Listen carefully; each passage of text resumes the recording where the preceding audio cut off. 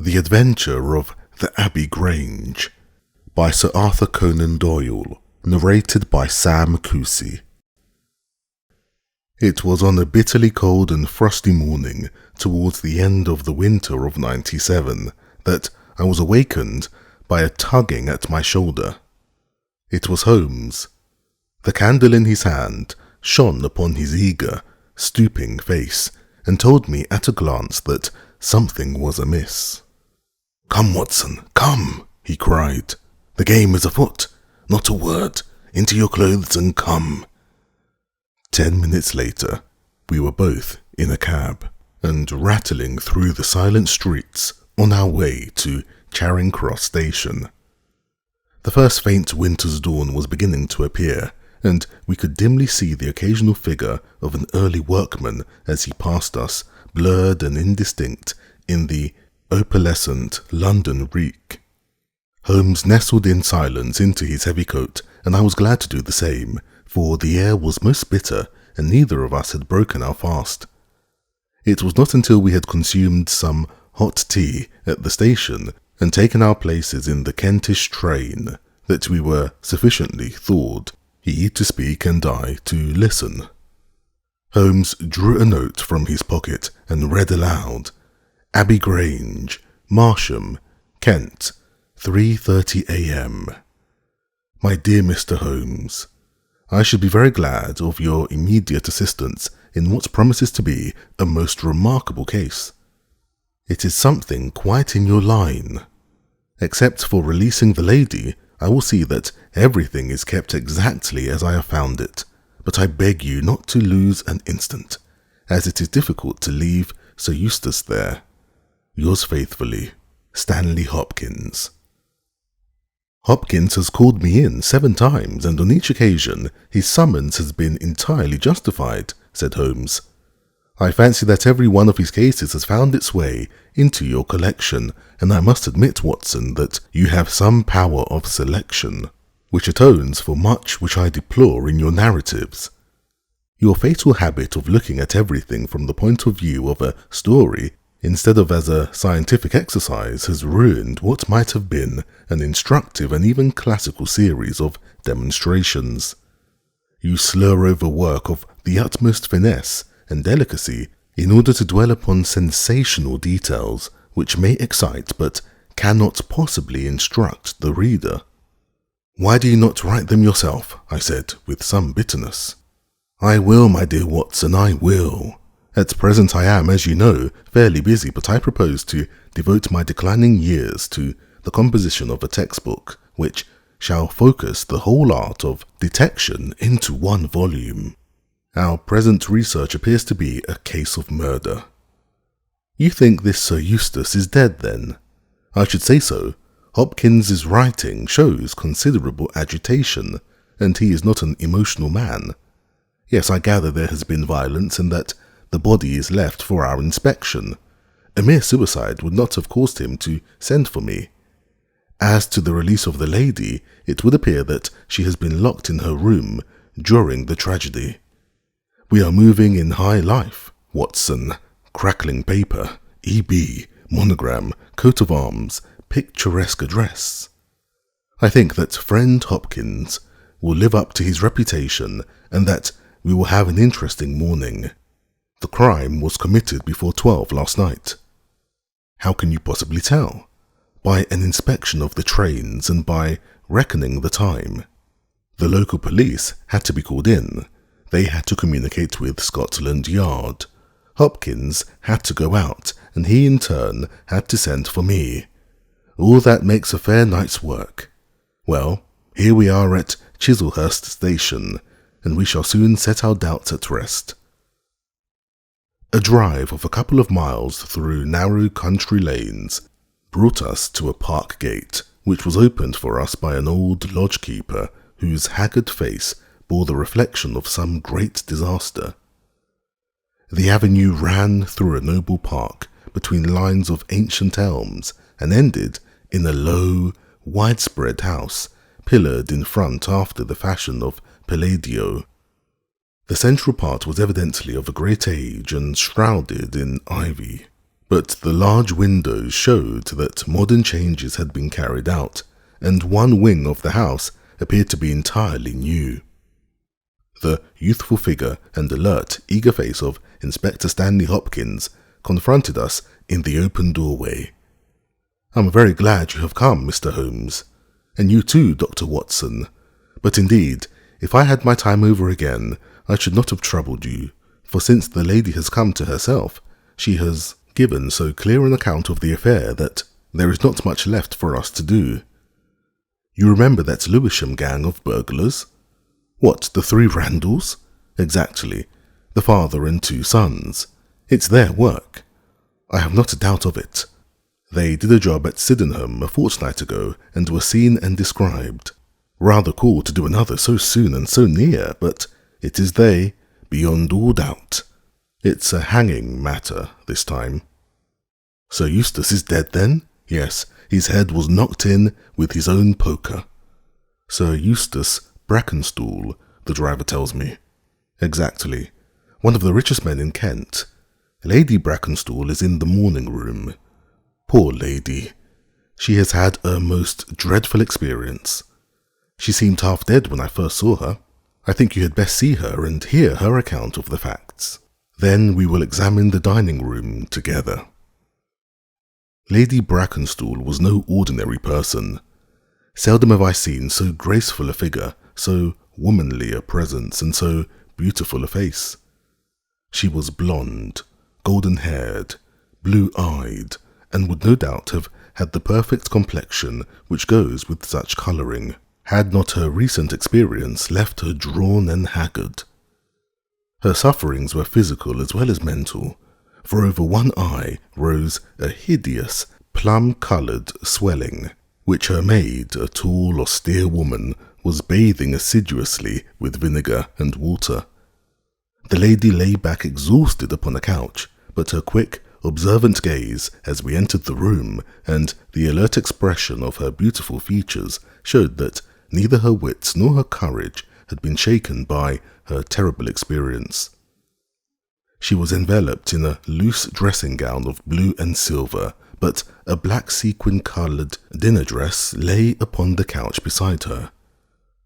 "I have told you all that happened, Mr. Hopkins," she said, wearily. "Could you not repeat it for me? Well, if you think it necessary, I will tell these gentlemen what occurred. Have they been in the dining room yet? I thought they had better hear your ladyship's story first.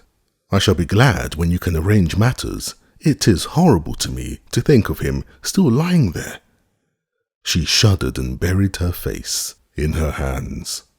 As she did so, the loose gown fell back from her forearms. Holmes uttered an exclamation. "You have other injuries, madame. What is this?" 2 vivid red spots stood out on one of the white, round limbs. She hastily covered it. "It is nothing. It has no connection with this hideous business tonight. If you and your friend will sit down, I will tell you all I can. I am the wife of Sir Eustace Brackenstall. I have been married about a year. I suppose that it is no use my attempting to conceal that our marriage has not been a happy one. I fear that all our neighbours would tell you that, even if I were to attempt to deny it. Perhaps the fault may be partly mine. I was brought up in the freer, less conventional atmosphere of South Australia, and this English life, with its proprieties and its primness, is not congenial to me. But the main reason lies in the one fact, which is notorious to everyone, and that is that Sir Eustace was a confirmed drunkard. To be with such a man for an hour is unpleasant. Can you imagine what it means for a sensitive and high-spirited woman to be tied to him for day and night? It is sacrilege, a crime, a villainy, to hold that such a marriage is binding. I say that these monstrous laws of yours will bring a curse upon the land. God will not let such wickedness endure." For an instant she sat up, her cheeks flushed and her eyes blazing from under the terrible mark upon her brow. Then the strong, soothing hand of the austere maid drew her head down onto the cushion, and the wild anger died away into passionate sobbing. At last, she continued, "I will tell you about last night. You are aware, perhaps, that in this house all the servants sleep in the modern wing. This central block is made up of the dwelling rooms, with the kitchen behind and our bedroom above. My maid, Teresa, sleeps above my room. There is no one else, and no sound could alarm those who are in the farther wing. This must have been well known to the robbers, or they would not have acted as they did. Sir Eustace retired about 10:30. The servants had already gone to their quarters. Only my maid was up, and she had remained in her room at the top of the house until I needed her services. I sat until after 11 in this room, absorbed in a book. Then I walked round to see that all was all right before I went upstairs. It was my custom to do this myself, for, as I have explained, Sir Eustace was not always to be trusted. I went into the kitchen, the butler's pantry, the gun room, the billiard room, the drawing room, and finally the dining room. As I approached the window, which is covered with thick curtains, I suddenly felt the wind blow upon my face and realized that it was open. I flung the curtain aside and found myself face to face with a broad-shouldered elderly man who had just stepped into the room. The window is a long French one, which really forms a door leading to the lawn. I held my bedroom candle lit in my hand, and by its light, behind the first man, I saw two others who were in the act of entering. I stepped back, but the fellow was on me in an instant. He caught me first by the wrist and then by the throat. I opened my mouth to scream, but he struck me a savage blow with his fist over the eye and felled me to the ground. I must have been unconscious for a few minutes, for when I came to myself, I found that they had torn down the bell rope and had secured me tightly to the oaken chair which stands at the head of the dining table. I was so firmly bound that I could not move, and a handkerchief round my mouth prevented me from uttering a sound. It was at this instant that my unfortunate husband entered the room. He had evidently heard some suspicious sounds, and he came prepared for such a scene as he found. He was dressed in nightshirt and trousers, with his favourite blackthorn cudgel in his hand. He rushed at the burglars, but another, it was an elderly man, stooped, picked the poker out of the grate, and struck him a horrible blow as he passed. He fell with a groan and never moved again. I fainted once more, but again it could only have been for a very few minutes, during which I was insensible. When I opened my eyes, I found that they had collected the silver from the sideboard, and they had drawn a bottle of wine which stood there. Each of them had a glass in his hand. I have already told you, have I not, that one was elderly, with a beard, and the others young, hairless lads. They might have been a father with his two sons. They talked together in whispers. Then they came over and made sure that I was securely bound. Finally they withdrew, closing the window after them. It was quite a quarter of an hour before I got my mouth free. When I did so, my screams brought the maid to my assistance. The other servants were soon alarmed, and we sent for the local police, who instantly communicated with London. That is really all I can tell you, gentlemen, and I trust that it will not be necessary for me to go over so painful a story again. "Any questions, Mr. Holmes?" asked Hopkins. "I will not impose any further tax upon Lady Brackenstall's patience and time," said Holmes. "Before I go into the dining room, I shall like to hear your experience." He looked at the maid. "I saw the men before ever they came into the house," said she. "As I sat at my bedroom window, I saw 3 men in the moonlight by the lodge gate yonder, but I thought nothing of it at the time. It was more than an hour after that I heard my mistress scream, and down I ran to find her, poor lamb, just as she says, and him on the floor with his blood and brains over the room. It was enough to drive a woman out of her wits, tied there and her very dress spotted with him, but she never wanted courage, did Miss Mary Fraser of Adelaide, and Lady Brackenstall of Abbey Grange hasn't learned new ways. You've questioned her long enough, you gentlemen, and now she is coming to her own room, just with her old Teresa, to get the rest that she badly needs. With a motherly tenderness, the gaunt woman put her arm round her mistress and led her from the room.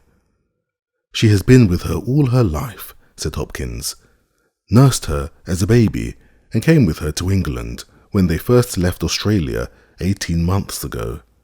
Teresa Wright is her name, and the kind of maid you don't pick up nowadays. This way, Mr. Holmes, if you please. The keen interest had passed out of Holmes's expressive face, and I knew that, with the mystery, all the charm of the case had departed. There still remained an arrest to be effected, but what were these commonplace rogues that he should soil his hands with them? An abstruse and learned specialist who finds that he has been called in for a case of measles would experience something of the annoyance which I read in my friend's eyes. Yet the scene in the dining room of the Abbey Grange was sufficiently strange to arrest his attention and to recall his waning interest. It was a very large and high chamber, with carved oak ceiling, oaken panelling, and a fine array of deer's heads and ancient weapons around the walls. At the further end from the door was the high French window of which we had heard. 3 smaller windows on the right-hand side filled the apartment with cold winter sunshine. On the left was a large, deep fireplace with a massive, overhanging oak mantelpiece. Beside the fireplace was a heavy oaken chair with arms and crossbars at the bottom. In and out through the open woodwork was woven a crimson cord, which was secured at each side to the crosspiece below.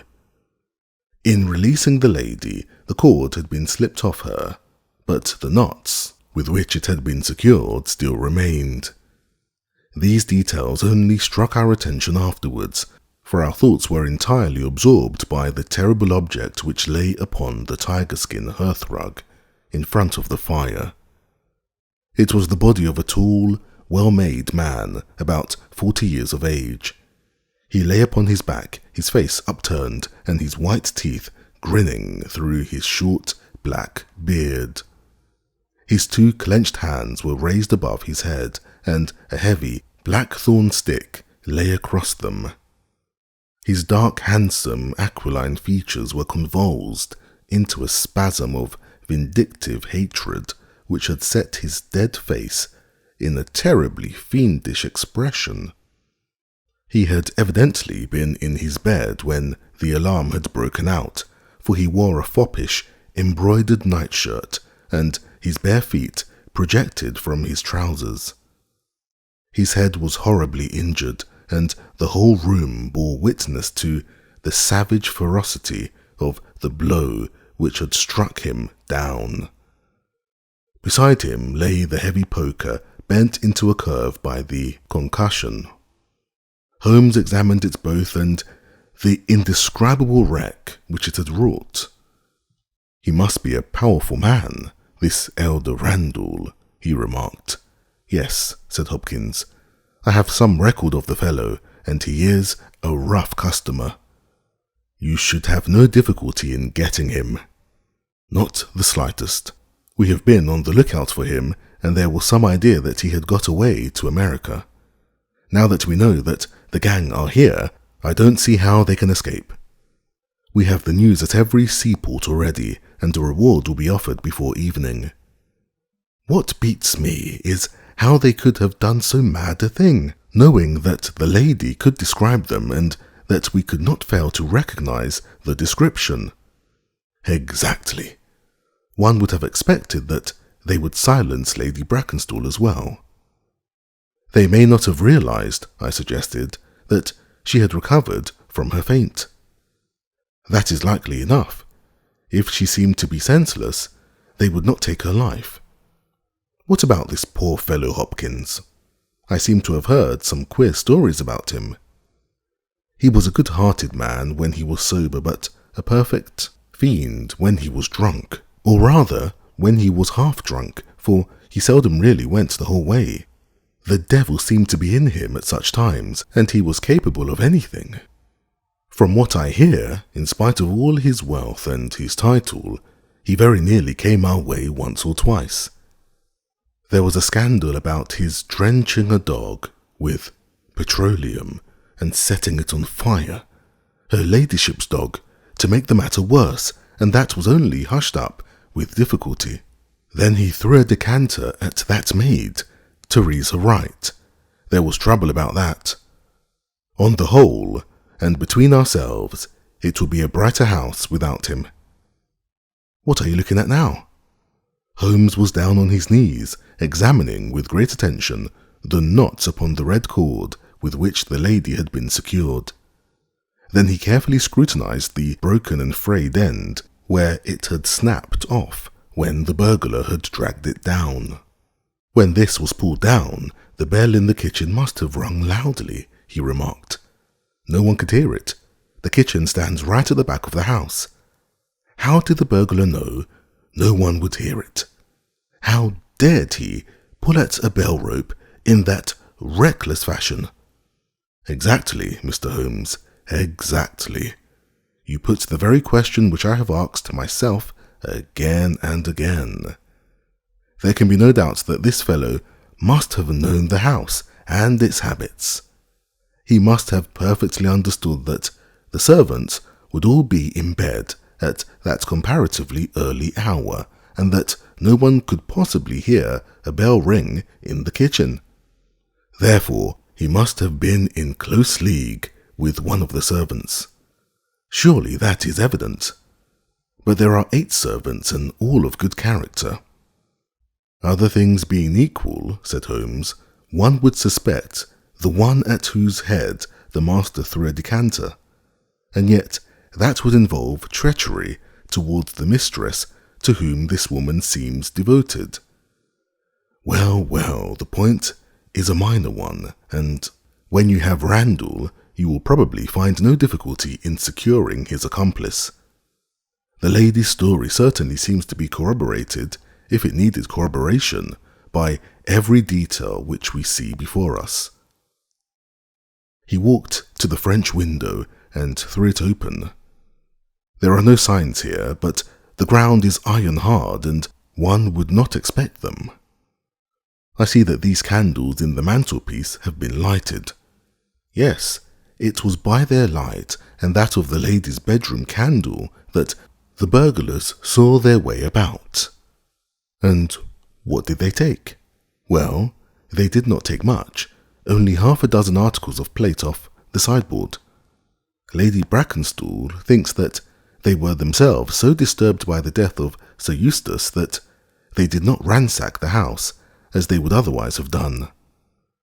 No doubt that is true, and yet they drank some wine, I understand, to steady their nerves. Exactly. These 3 glasses upon the sideboard have been untouched, I suppose. Yes, and the bottle stands as they left it. Let us look at it. Hello, what is this? The 3 glasses were grouped together, all of them tinged with wine, and one of them containing some dregs of beeswing.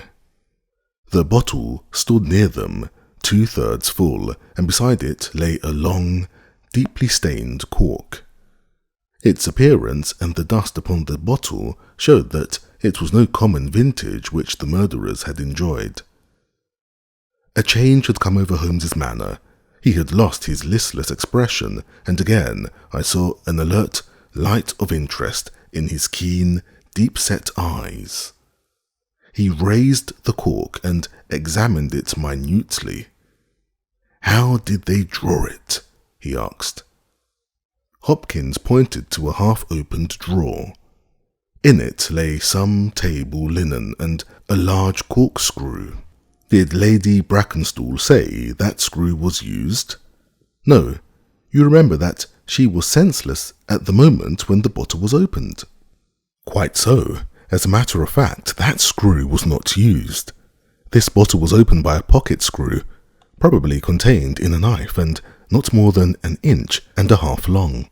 If you will examine the top of the cork, you will observe that the screw was driven in 3 times before the cork was extracted.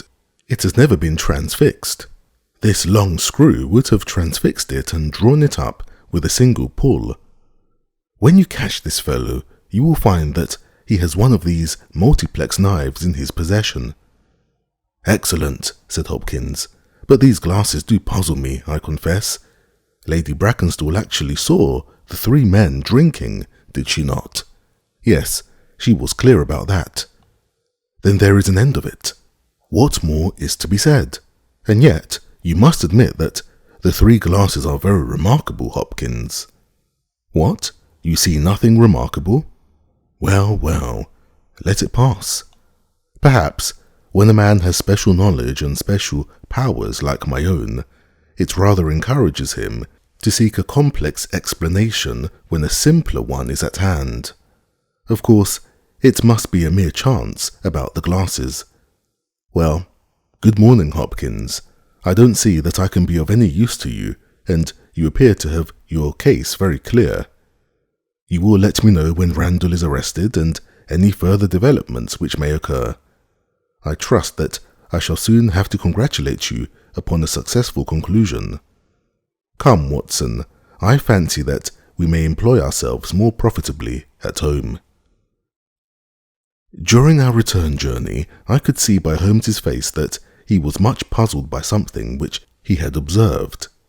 Every now and then, by an effort, he would throw off the impression and talk as if the matter were clear, but then his doubts would settle down upon him again, and his knitted brows and abstracted eyes would show that his thoughts had gone back once more to the great dining room of the Abbey Grange, in which this midnight tragedy had been enacted. At last, by a sudden impulse, just as our train was crawling out of a suburban station, he sprang onto the platform and pulled me out after him. "Excuse me, my dear fellow," said he, as we watched the rear carriages of our train disappearing round a curve. "I am sorry to make you the victim of what may seem a mere whim, but, on my life, Watson, I simply can't leave that case in this condition. Every instinct that I possess cries out against it. It's wrong. It's all wrong. I'll swear that it's wrong. And yet the lady's story was complete. The maid's corroboration was sufficient. The detail was fairly exact. What have I to put up against that? 3 wine glasses. That is all. But if I had not taken things for granted, if I had examined everything with the care which I should have shown had we approached the case de novo, and had no cut-and-dried story to wrap my mind, should I not then have found something more definite to go upon? Of course I should. Sit down on this bench, Watson, until a train for Chislehurst arrives, and allow me to lay the evidence before you, imploring you in the first instance to dismiss from your mind the idea that anything which the maid or her mistress may have said must necessarily be true. The lady's charming personality must not be permitted to wrap our judgment. Surely, there are details in her story which, if we looked at it in cold blood, would excite our suspicion. These burglars made a considerable haul at Sydenham a fortnight ago. Some account of them and of their appearance was in the papers, and would naturally occur to anyone who wished to invent a story in which imaginary robbers should play a part. As a matter of fact, burglars who have done a good stroke of business are, as a rule, only too glad to enjoy the proceeds in peace and quiet, without embarking on another perilous undertaking. Again, it is unusual for burglars to operate at so early an hour. It is unusual for burglars to strike a lady to prevent her screaming, since one would imagine that was the sure way to make her scream. It is unusual for them to commit murder when their numbers are sufficient to overpower one man. It is unnatural for them to be content with a limited plunder when there was much more within their reach. And finally, I should say that it was very unusual for such men to leave a bottle half empty. How do all these unusuals strike you, Watson? Their cumulative effect is certainly considerable, and yet each of them is quite possible in itself.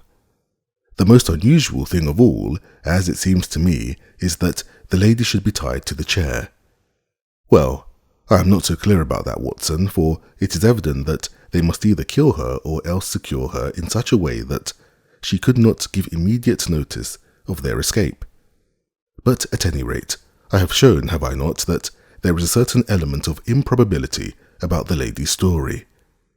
And now, on the top of this, comes the incident of the wine glasses. What about the wine glasses? Can you see them in your mind's eye? I see them clearly. We are told that 3 men drank from them. Does that strike you as likely? Why not? There was wine in each glass. Exactly, but there was beeswing only in one glass. You must have noticed that fact. What does that suggest to your mind? The last glass filled would be most likely to contain beeswing. Not at all. The bottle was full of it, and it is inconceivable that the first 2 glasses were clear and the third heavily charged with it. There are 2 possible explanations, and only 2.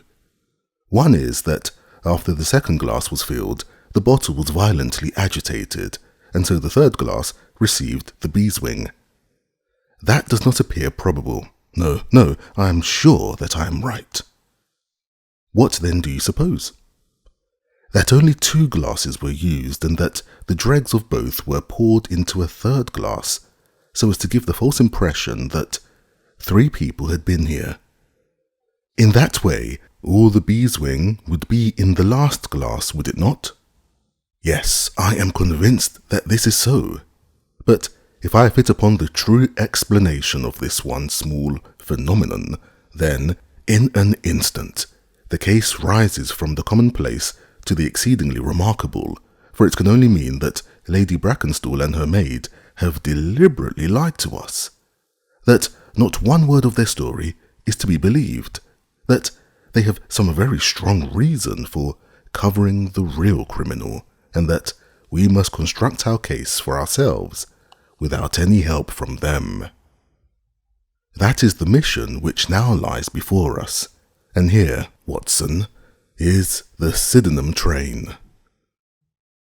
The household at the Abbey Grange were much surprised at our return, but Sherlock Holmes, finding that Stanley Hopkins had gone off to report to headquarters, took possession of the dining room, locked the door upon the inside, and devoted himself for 2 hours to one of those minute and laborious investigations which formed the solid basis on which his brilliant edifices of deduction were reared. Seated in a corner like an interested student who observes the demonstration of his professor, I followed every step of that remarkable research. The window, the curtains, the carpet, the chair, the rope, each in turn was minutely examined and duly pondered. The body of the unfortunate baronet had been removed, and all else remained as we had seen it in the morning. Finally, to my astonishment, Holmes climbed onto the massive mantelpiece. Far above his head hung the few inches of red cord which were still attached to the wire. For a long time he gazed upward at it, and then, in an attempt to get nearer to it, he rested his knee upon a wooden bracket on the wall. This brought his hand within a few inches of the broken end of the rope, but it was not this so much as the bracket itself which seemed to engage his attention. Finally he sprang down with an ejaculation of satisfaction. "It's all right, Watson," said he. "We have got our case, one of the most remarkable in our collection. But dear me, how slow-witted I have been, and how nearly I have committed the blunder of my lifetime. Now I think that, with a few missing links, my chain is almost complete." "You have got your men?" "Man, Watson, man. Only one, but a very formidable person. Strong as a lion, witness the blow that bent that poker. 6'3" in height, active as a squirrel, dexterous with his fingers, finally, remarkably quick-witted, for this whole ingenious story is of his concoction. Yes, Watson, we have come upon the handiwork of a very remarkable individual. And yet, in that bell rope, he has given us a clue which should not have left us a doubt." "Where was the clue?" "Well, if you were to pull down a bell rope, Watson, where would you expect it to break? Surely, at the spot where it is attached to the wire. Why should it break 3 inches from the top, as this one has done? Because it is frayed there?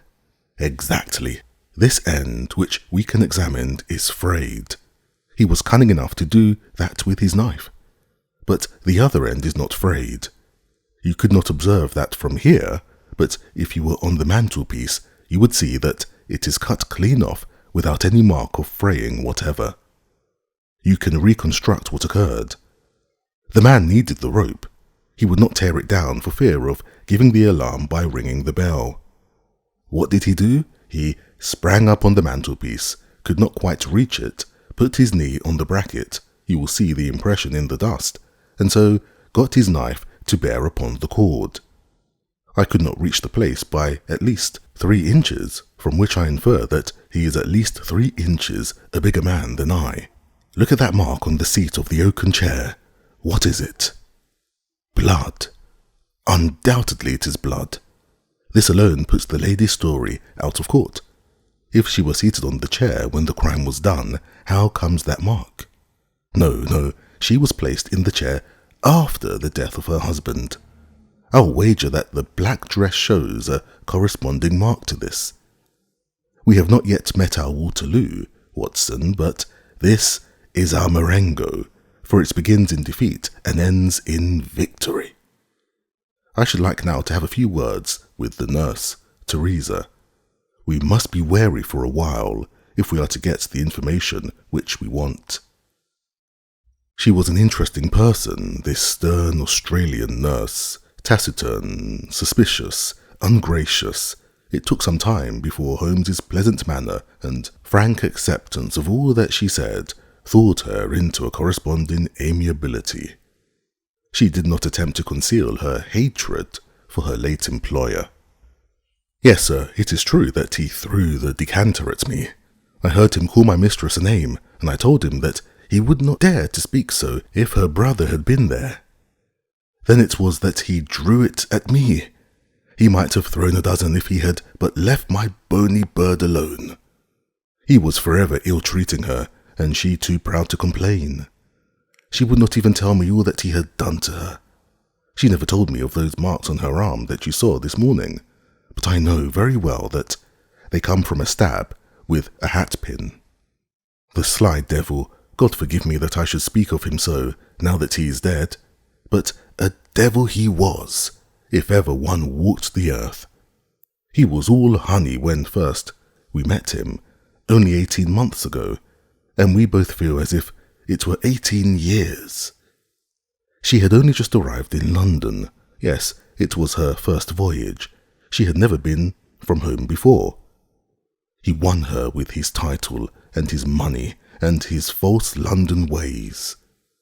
If she made a mistake, she has paid for it, if ever a woman did. What month did we meet him? Well, I tell you, it was just after we arrived.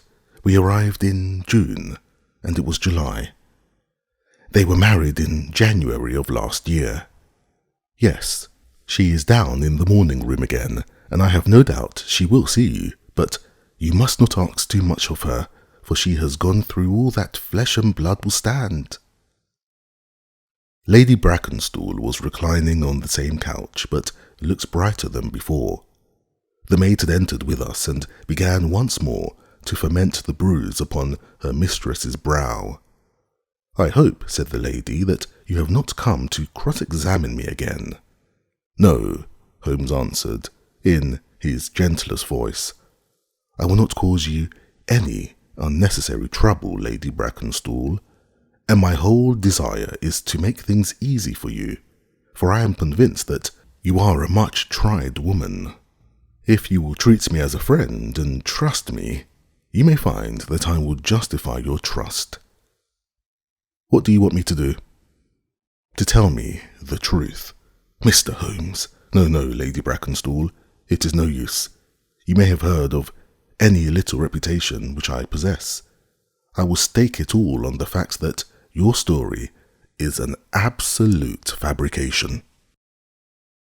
Mistress and maid were both staring at Holmes with pale faces and frightened eyes. "You are an impudent fellow," cried Teresa. "Do you mean to say that my mistress has told a lie?" Holmes rose from his chair. "Have you nothing to tell me?" "I have told you everything." "Think once more, Lady Brackenstall. Would it not be better to be frank?" For an instant, there was hesitation in her beautiful face.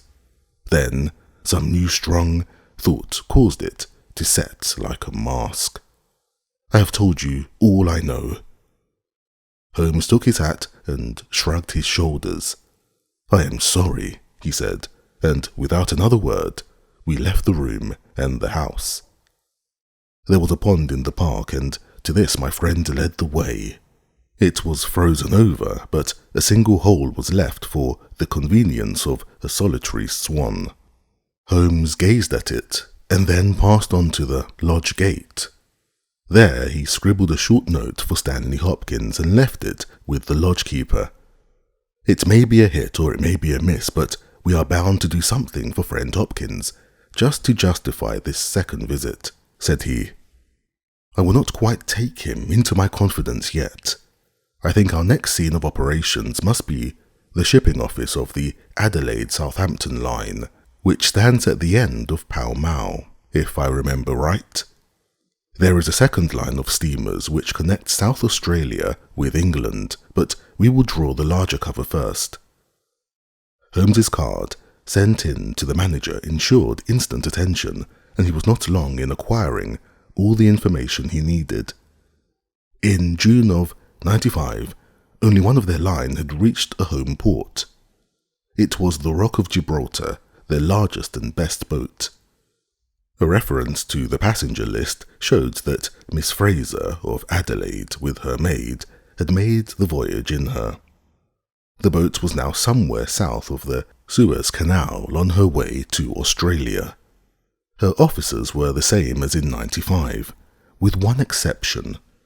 The first officer, Mr. Jack Crocker, had been made a captain and was to take charge of their new ship, the Bass Rock, sailing in 2 days' time from Southampton. He lived at Sydenham, but he was likely to be in that morning for instructions if we cared to wait for him. No, Mr. Holmes had no desire to see him, but would be glad to know more about his record and character. His record was magnificent. There was not an officer in the fleet to touch him. As to his character, he was reliable on duty, but a wild, desperate fellow off the deck of his ship, hot-headed, excitable, but loyal, honest and kind-hearted. That was the pith of the information with which Holmes left the office of the Adelaide-Southampton Company. Thence he drove to Scotland Yard, but instead of entering, he sat in his cab with his brows drawn down, lost in profound thought. Finally, he drove round to the Charing Cross Telegraph Office, sent off a message, and then, at last, we made for Baker Street once more. "No, I couldn't do it, Watson," said he, as we re-entered our room. "Once that warrant was made out, nothing on earth would save him. Once or twice in my career I feel that I have done more real harm by my discovery of the criminal than ever he had done by his crime. I have learned caution now, and I had rather play tricks with the law of England than with my own conscience. Let us know a little more before we act. Before evening, we had a visit from Inspector Stanley Hopkins. Things were not going very well with him. I believe that you are a wizard, Mr. Holmes. I really do sometimes think that you have powers that are not human. Now, how on earth could you know that the stolen silver was at the bottom of that pond? I didn't know it, but you told me to examine it. You got it then? Yes, I got it. I'm very glad if I have helped you. But you haven't helped me. You have made the affair far more difficult. What sort of burglars are they who steal silver and then throw it into the nearest pond? It was certainly rather eccentric behaviour. I was merely going on the idea that if the silver had been taken by persons who did not want it, who merely took it for a blind, as it were, then they would naturally be anxious to get rid of it. But why should such an idea cross your mind? Well, I thought it was possible. When they came out through the French window, there was the pond with one tempting little hole in the ice, right in front of their noses. Could there be a better hiding place? Ah, a hiding place. That is better, cried Stanley Hopkins. Yes, I see it all now. It was early. There were folk upon the roads. They were afraid of being seen with the silver, so they sank it in the pond, intending to return for it when the coast was clear. Excellent, Mr. Holmes. That is better than your idea of a blind. Quite so. You have got an admirable theory. I have no doubt that my own ideas were quite wild, but you must admit that they have ended in discovering the silver. Yes, sir, yes, it was all your doing. But I have had a bad setback. A setback? Yes, Mr. Holmes. The Randall gang were arrested in New York this morning. Dear me, Hopkins, this is certainly rather against your theory that they committed a murder in Kent last night. It is fatal, Mr. Holmes. Absolutely fatal. Still, there are other gangs of 3 besides the Randalls, or it may be some new gang of which the police have never heard. Quite so. It is perfectly possible. What? Are you off? Yes, Mr. Holmes. There is no rest for me until I have got to the bottom of the business. I suppose that you have no hints to give me. I have given you one. Which? Well, I suggested a blind. But why, Mr. Holmes? Why? Ah, that's the question, of course. But I commend the idea to your mind. You might possibly find that there was something in it. You won't stop for dinner? Well, goodbye, and let us know how you get on. Dinner was over, and the table cleared before Holmes alluded to the matter again. He had lit his pipe and held his slippered feet to the cheerful blaze of the fire. Suddenly he looked at his watch. I expect developments, Watson. When? Now, within a few minutes. I dare say you thought I acted rather badly to Stanley Hopkins just now. I trust your judgment. A very sensible reply, Watson. You must look at it this way. What I know is unofficial. What he knows is official. I have the right to private judgment, but he has none. He must disclose all, or he is a traitor to the service. In a doubtful case, I would not put him in so painful a position, and so I reserve my information until my own mind is clear upon the matter. But when will that be? The time has come. You will now be present at the last scene of a remarkable little drama. There was a sound upon the stairs, and our door was opened to admit as fine a specimen of manhood as ever passed through it. He was a very tall young man, golden-moustached, blue-eyed, with a skin which had been burnt by tropical suns, and a springy step which showed that the huge frame was as active as it was strong. He closed the door behind him, and then he stood with clenched hands and heaving breast, choking down some overmastering emotion. "Sit down, Captain Crocker. You got my telegram?" Our visitor sank into an armchair and looked from one to the other of us with questioning eyes. "I got your telegram. and I came at the hour you said. I heard that you had been down to the office. There was no getting away from you. Let's hear the worst. What are you going to do with me? Arrest me? Speak out, man. You can't sit there and play with me like a cat with a mouse." "Give him a cigar," said Holmes. "Bite on that, Captain Crocker. And don't let your nerves run away with you. I should not sit here, smoking with you if I thought that you were a common criminal. You may be sure of that. Be frank with me and we may do some good. Play tricks with me and I'll crush you. What do you wish me to do? To give me a true account of all that happened at the Abbey Grange last night. A true account, mind you, with nothing added and nothing taken off. I know so much already that if you go 1 inch off the straight, I'll blow this police whistle from my window and the affair goes out of my hands forever." The sailor thought for a little. Then he struck his leg with his great sunburned hand. "I'll chance it," he cried. "I believe you are a man of your word, and a white man, and I'll tell you the whole story. But one thing I will say first. So far as I am concerned, I regret nothing, and I fear nothing, and I would do it all again, and be proud of the job. Damn the beast, if he had as many lives as a cat, he would owe them all to me. But it's the lady Mary Fraser, for never will I call her by that accursed name.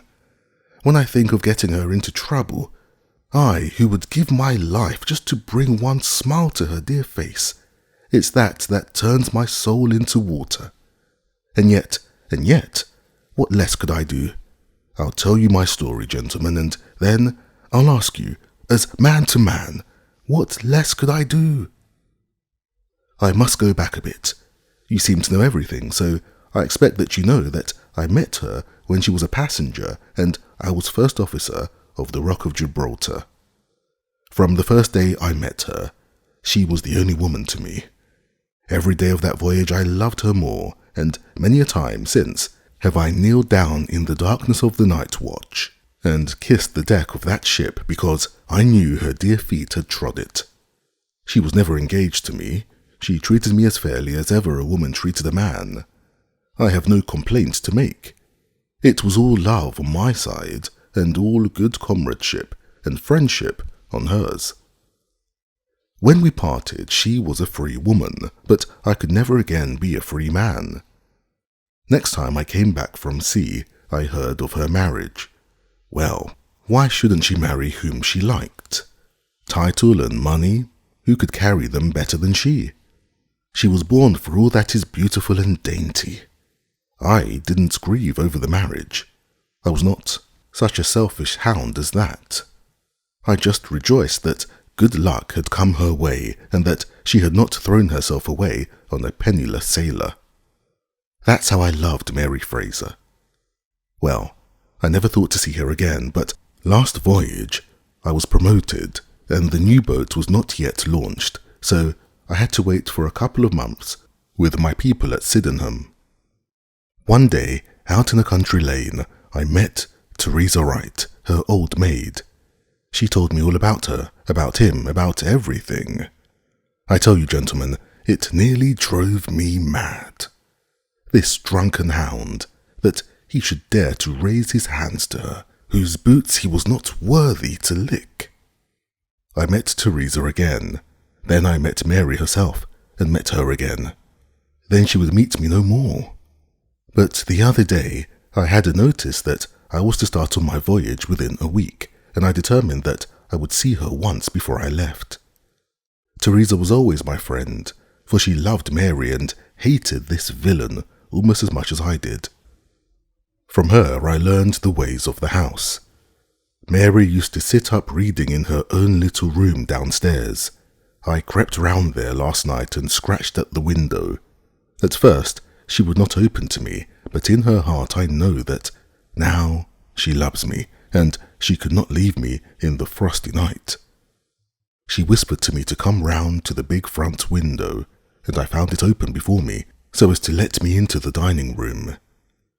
Again I heard from her own lips things that made my blood boil, and again I cursed this brute, who mishandled the woman I loved.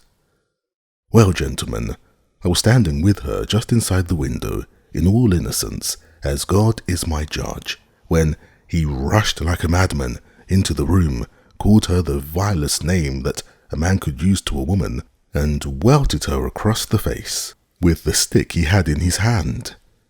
I had sprung for the poker, and it was a fair fight between us. See here, on my arm, where his first blow fell. Then it was my turn, and I went through him as if he had been a rotten pumpkin. Do you think I was sorry? Not I. It was his life or mine, but far more than that, it was his life or hers, for how could I leave her in the power of this madman? That was how I killed him. Was I wrong? Well then, what would either of you gentlemen have done if you had been in my position? She had screamed when he struck her, and that brought old Teresa down from the room above. There was a bottle of wine on the sideboard, and I opened it and poured a little between Mary's lips, for she was half dead with shock. Then I took a drop myself. Teresa was as cool as ice, and it was her plot as much as mine. We must make it appear that burglars had done the thing. Teresa kept on repeating our story to her mistress, while I swarmed up and cut the rope off the bell. Then I lashed her in her chair and frayed out the end of the rope to make it look natural, else they would wonder how in the world a burglar could have got up there to cut it. Then I gathered up a few plates and pots of silver to carry out the idea of the robbery, and there I left them, with orders to give the alarm when I had a quarter of an hour's start. I dropped the silver into the pond and made off for Sydenham, feeling that for once in my life I had done a real good night's work. And that's the truth, and the whole truth, Mr. Holmes, if it cost me my neck. Holmes smoked for some time in silence. Then he crossed the room and shook our visitor by the hand. "That's what I think," said he. "I know that every word is true, for you have hardly said a word which I did not know. No one but an acrobat or a sailor could have got up to the bell rope from the bracket, and no one but a sailor could have made the knots with which the cord was fastened to the chair. Only once had this lady been brought into contact with sailors, and that was on her voyage, and it was someone of her own class of life, since she was trying hard to shield him, and so showing that she loved him. You see how easy it was for me to lay my hands upon you when once I had started upon the right trail. I thought the police never could have seen through our dodge, and the police haven't, nor will they, to the best of my belief. Now, look here, Captain Crocker, this is a very serious matter, though I am willing to admit that you acted under the most extreme provocation to which any man could be subjected. I am not sure that in defence of your own life, your action will not be pronounced legitimate. However, that is for the British jury to decide. Meanwhile, I have so much sympathy for you that if you choose to disappear in the next 24 hours, I will promise you that no one will hinder you. And then it will all come out. Certainly it will come out. The sailor flushed with anger. What sort of proposal is that to make a man? I know enough of law to understand that Mary would be held as accomplice. Do you think that I would leave her alone to face the music while I slunk away? No, sir. Let them do their worst upon me. But for heaven's sake, Mr. Holmes, find some way of keeping my poor Mary out of the courts. Holmes for a second time held out his hand to the sailor. I was only testing you, and you ring true every time. Well, it is a great responsibility that I take upon myself, but I have given Hopkins an excellent hint that if he can't avail himself of it, I can do no more. See here, Captain Crocker, we'll do this in due form of law. You are the prisoner.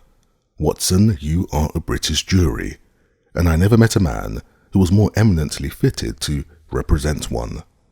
I am the judge. Now, gentlemen of the jury, you have heard the evidence. Do you find the prisoner guilty or not guilty? Not guilty, my lord, said I. Vox populit vox Dei. You are acquitted, Captain Crocker. So long as the law does not find some other victim, you are safe from me. Come back to this lady in a year, and may her future and yours justify us in the judgment which we have pronounced this night."